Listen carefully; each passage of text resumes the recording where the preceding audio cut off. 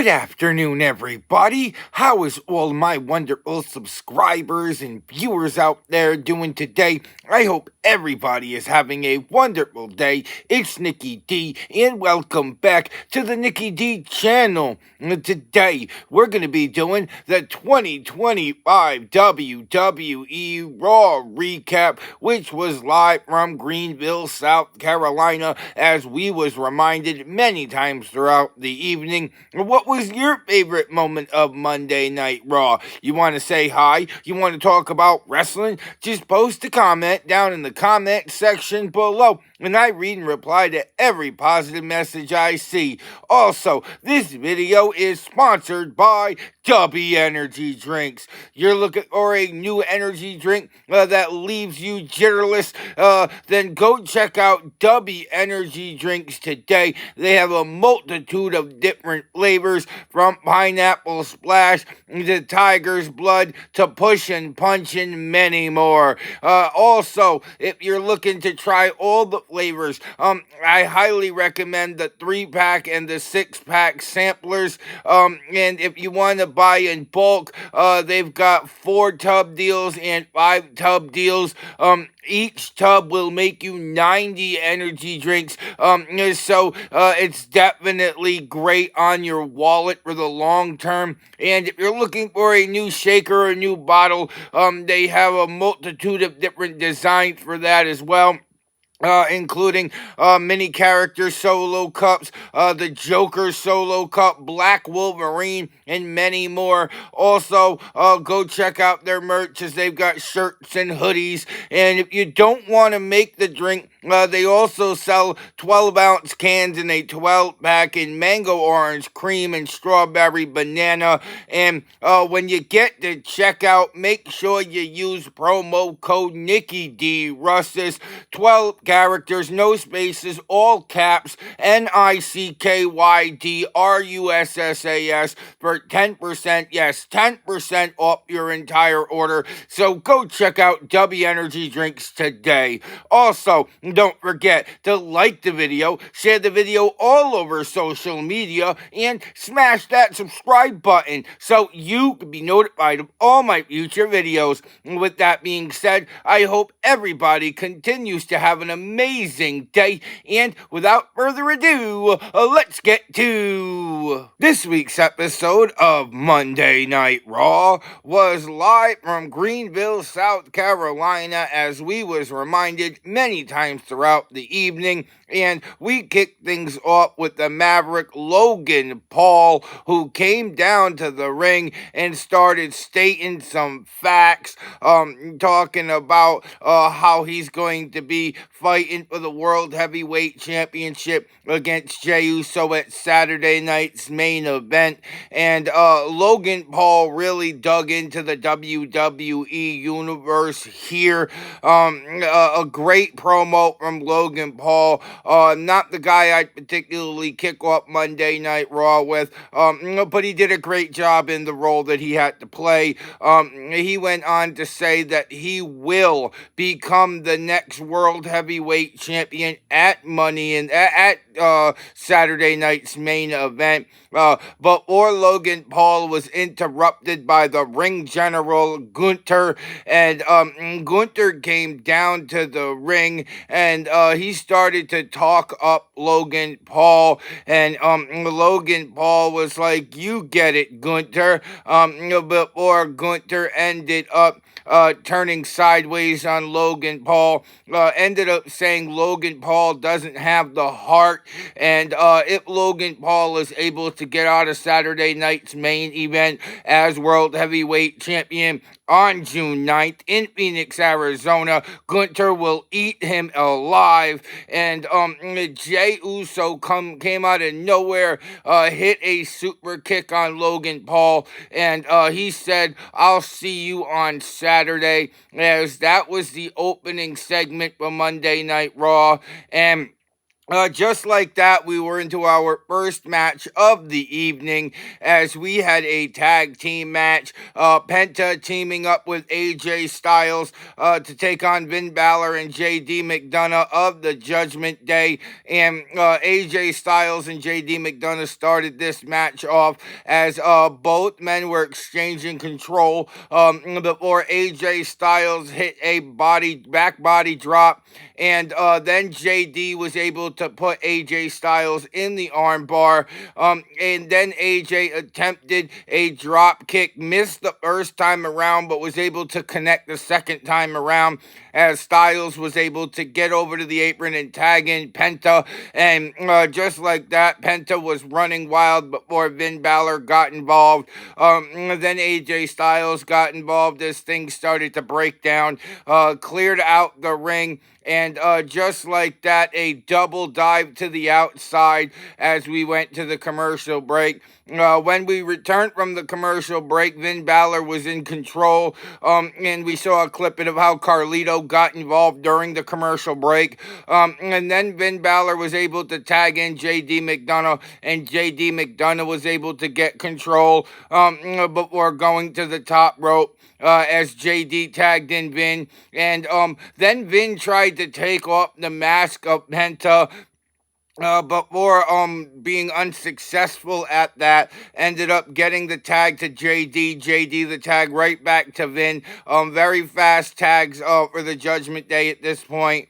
And then Finn Balor prevented Penta from making the tag and started to really beat down Penta as Finn Balor was able to hit a suplex or a 1-2 kick out. And then Finn Balor locked in a headlock, but Penta was able to find a way out and start to hit some kicks. And just like that, both men were down. That's where Penta was able to take advantage of the opportunity and get the tag to AJ Styles, as AJ Styles came in and ran wild until Finn Balor was able to rake the eyes of AJ Styles. But AJ Styles didn't let that phase him, turned it around, locked in the calf crusher, and then JD McDonough hit a frog splash from the top rope, and AJ Styles was able to hit the Styles Clash for a 1-2 kick out. Then AJ Styles hit a moonsault into the DDT onto the apron, and Carlito was able to post AJ Styles as we went to the commercial break for the second time in this matchup. And for the second time in this matchup, Finn Balor was back in control when we got back from the commercial break. AJ Styles, though, was able to hit some elbows, and both men with the same thought at the same time executed, hitting clotheslines on each other, and both men were down yet again. Finn Balor, though, was able to get the tag to JD McDonough. AJ Styles was able to get the tag to Penta. And Penta was able to run wild, hit a kick, intercepted Finn Balor, then hit a Spanish fly. Finn Balor went to the top rope looking for the coup de grace, but nobody was home. Penta was able to hit the sacrifice, but Vin was able to roll through for a 1-2 kick out. Then Finn Balor was able to hit a sling blade, and then Penta started to get his kicks going, went to the top rope, which is where Carlito got involved, but AJ Styles wasn't having it this time, took out Carlito. Penta was able to hit a Mexican destroyer before El Grande Americano got involved, hit the headbutt on Penta. Finn Balor goes to the top rope, hits coup de grace, 1, 2, 3, the Judgment Day were able to defeat Penta and AJ Styles via pinfall on Monday Night Raw. Then we went backstage where we had a little mini interview with Io Sky, talking about what she's got to do after Money in the Bank for whoever wins it, and the possibility of getting cashed in on. And just like that, Io Sky was interrupted by Becky Lynch. So it makes me wonder if Becky Becky Lynch will become Io Sky's next challenger. But either way, that is how we ended our one of Monday Night Raw. This week's episode of Monday Night Raw was live from Greenville, South Carolina, as we was reminded many times throughout the evening, and we kicked off hour two with a women's Money in the Bank qualifying match, triple threat rules, as we had Roxanne Perez versus Becky Lynch versus Natalya, and the winner would go to the Money in the Bank ladder match on June 7th, live from Los Angeles, California. And this match was fast-paced right out the gates. Roxanne Perez really went after Becky Lynch. Natalya looked for the roll-up, got a 1-2 kick out right off the bat, as Natalya was in control until Becky Lynch picked Natalya out of the ring, and then Becky and Roxanne squared off, and then Becky ran right into a pinfall from Roxanne Perez, 1-2 kick out, and right off the bat, Becky Lynch looking to put this one away early with a disarmer, but ended up getting rolled up for a 1-2 kick out. Then Natty ended up getting control, hit a suplex, hit a second suplex for a 1-2 kick out, as Natalya was on a roll, locked in a submission, unsuccessful, attempted a sharpshooter, couldn't get that locked in either. Then Becky Lynch puts on the disarmer, which was broken up by Roxanne Perez, and that gave Natalya control as Becky got sent outside of the ring, and Roxanne Perez was able to hit a suicide dive before the commercial break.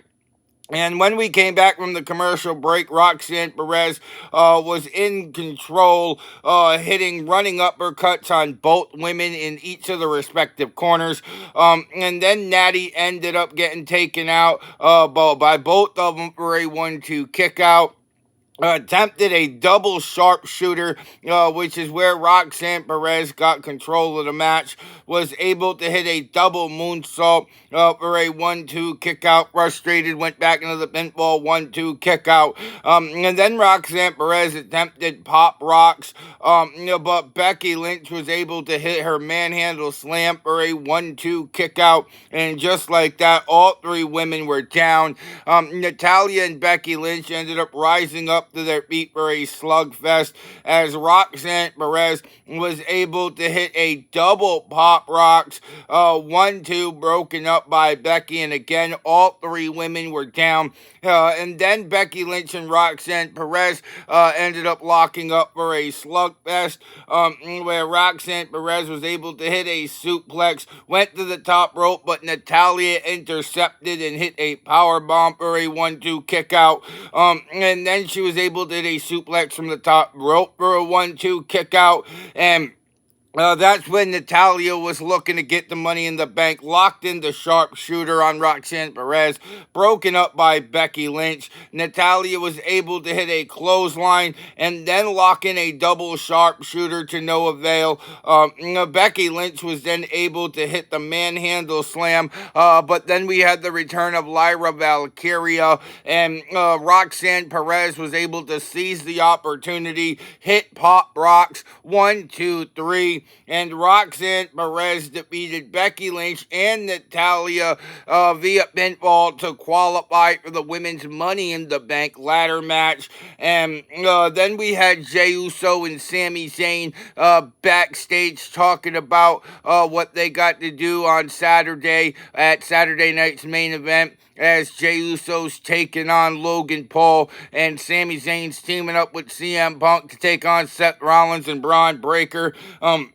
Then we had Adam Pearce backstage with the Alpha Academy, Tozawa demanding a matchup with Rusev, and Adam Pearce says, well, I admire your bravery, but if you want him, you got him next week. Rusev will go one-on-one with Akira Tozawa next week on Monday night. And then we had Chad Gable and the New Day continuing to talk about their plans of giving other teams like American-made title opportunities, which is where we went into our next match of the evening, as we had the Celtic Warrior Sheamus taking on Grayson Waller. And this match started out with Grayson Waller straight disrespecting Sheamus, slapping Sheamus across the face, and Sheamus was able to come back with a shoulder tackle. Then Grayson locked in a headlock, and just like that, both men were exchanging control of this match. Very ground and pound type offense from these two superstars early. But then Grayson Waller tried to use dirty tactics. He even tried to be cocky enough to try to hip toss Sheamus, which did not work. Sheamus was able to slap Grayson Waller, send him flying across the ring with a Beal, send him flying across the ring with a second Beal, before dumping him outside of the ring. Then Grayson Waller took advantage and posted Sheamus and hit a clothesline as we went into the commercial break. And when we returned from the commercial break, Grayson Waller was in control of Sheamus. He was able to hit a chop, but all that did was make the Celtic Warrior angry. Sheamus ended up coming back and chopping Grayson as Sheamus was getting all fired up. But then Grayson was able to deliver a stomp to the back of Sheamus that really stunted the momentum of Sheamus. And then he hit a rolling flatliner for a 1-2 kick out. Sheamus was able to come back in this matchup and hit a knee. And just like that, Sheamus, looking like a video game character the way he was powering up at this point, was able to slam Grayson Waller, locked in inverted guillotine, followed by a Dublin smile, which looked nasty. Grayson Waller, though, was able to counteract with a punch, but all that did was rile up Sheamus even more, as Sheamus was able to block the 10 beats of the Bower that Grayson Waller tried to deliver disrespectfully. And then Sheamus ended up getting set up. He ended up hitting one beat of the Bower before Grayson Waller moved. At that point, Grayson Waller was trying to leave this match, but Sheamus getting Grayson Waller back into this match, throwing him into the ring, setting him up for the 10 beats of the Bower, as Austin Theory would laugh on. Sheamus would set up Grayson Waller for a bro kick, 1, 2, 3, and Sheamus was able to defeat Grayson Waller via pinfall on Monday Night Raw. Before we had a sit-down interview with Tyrese Halliburton, Michael Cole was talking about the Eastern Conference Finals and Saturday night's main event, as 1 year ago we had Tyrese Halliburton beefing with Jalen Brunson of the New York Knicks on Monday Night Raw, so I guess we're going back doing a 1 year ago type thing, before Gunther and Seth Rollins ended up meeting up backstage. And they were talking about both wanting the World Heavyweight Championship opportunity, and at first it felt like these two were going to be on the same side, but that seemed to quickly dispatch, so I'm definitely interested to see what's going to happen in the future between Gunther and Seth Rollins, but that's how we wrapped up hour 2 of Monday Night Raw. This week's episode of Monday Night Raw was live from Greenville, South Carolina, as we were told many times throughout the evening, and we kicked off hour 3 with another women's qualifying Money in the Bank match, another triple threat match, as we saw Rhea Ripley versus Zoe Stark versus a returning Kairi Sane. And this was a fast-paced match right off the bat. Zoe Stark attacked Kairi Sane looking for a quick pin 1-2 kick out. Then Rhea Ripley got involved for a 1-2 kick out. Then Rhea Ripley hit a shoulder tackle, followed it up by a drop kick before Kairi Sane came from behind and Zoe Stark was able to hit a punch. Kairi Sane then hit a Hurricanrana on Rhea Ripley. Then Zoe Stark attempted a missile drop kick that went horribly wrong as Zoe Stark was injured, grabbing at her knee, screaming. Doctors came down to attend to Zoe Stark as we went to the commercial break. When we returned from the commercial break, we had learned that Zoe Stark was not going to be able to continue in this match. So I hope Zoe Stark gets well soon. But this match was turned into a one-on-one match as Rhea Ripley was in control. Ended up hitting a fall-away slam for a 1-2 kick out as Rhea Ripley was able to lock in the submission, but Kairi Sane was able to roll through, eventually get up to the top rope, and then this turned into a slugfest as Rhea Ripley was able to hit a drop kick for a 1-2 kick out, which left Rhea Ripley stunned. Then Rhea Ripley attempted a riptide, but Kairi Sane reversed, ended up hitting a running elbow in the corner, attempted an insane elbow, but Rhea Ripley was able to get back to her feet, and then both women ended up being down, got back to their feet for a slugfest, but that's where Rhea Ripley said this one's over, hit a headbutt, hit a riptide, 1, 2, 3, Rhea Ripley defeats Kairi Sane via pinfall to qualify for the Women's Money in the Bank ladder match, which will be live from Los Angeles, California on June 7th. And then we had a Rusev promo where he was addressing Akira Tozawa and the conversation that Alpha Academy had with Adam Pearce earlier. He said he will crush Akira Tozawa next week. And once he does, he said he will be forgiven for his stupidity, and then Rusev will forget his existence. And then we had a Judgment Day promo backstage where Finn Balor was introducing Roxanne Perez to the Judgment Day. And Roxanne Perez showed up with gifts, including chicken nuggets for Dominic Mysterio and apples for Carlito. So I definitely think that Liv Morgan's got her eye on this particular moment. But that'll be answered in the coming weeks. But for right here, right now, we have the main event of the evening as we have Jey Uso going one-on-one with Braun Breaker. And Braun Breaker came out all gas early on in this match. Jey Uso dodged Braun Breaker at first, but Braun Breaker was able to quickly get control of this match. And then Jey Uso started to hit punches and was able to dump Braun Breaker out of the ring. Got himself going and was able to hit a beautiful suicide dive as we went into the commercial break.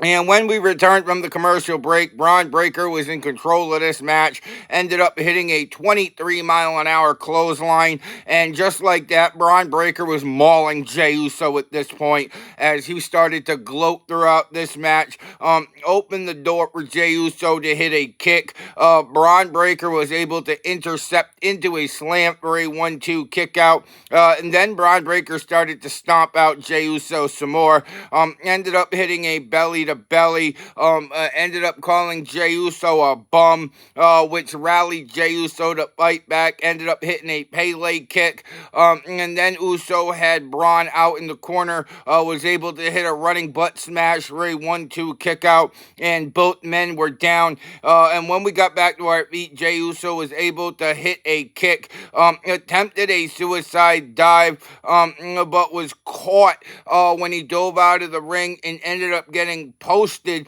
by Braun Breaker, who hit a flying clothesline over the announce table. And for the second time in this match, we went to commercial break. And when we returned, Jey Uso slapped the Braun Breaker, and we had a slugfest between these two. And Braun Breaker was able to hit a knee, but Jey Uso was able to counter that with a Samoan drop for a 1-2 kick out. And then both men were on the top rope, and Braun Breaker, showing off his athletic ability, able to hit a Breakensteiner for a 1-2 kick out.